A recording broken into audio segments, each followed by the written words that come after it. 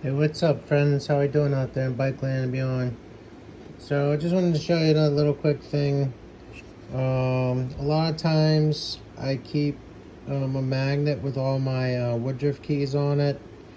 And on the other side I have the bearings for your bucking bar behind the clutch lever.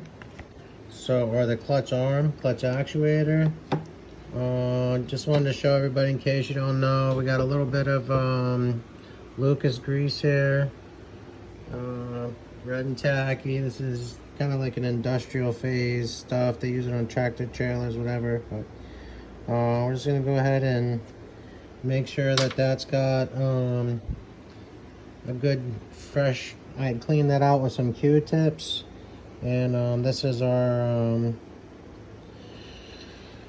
I believe that's 8mm if I'm not mistaken. I might be telling you the wrong size, but it is the bearing that goes in there. There's the bucking bar there that goes in place, and then you would just add your cover for your clutch. So hope that helps.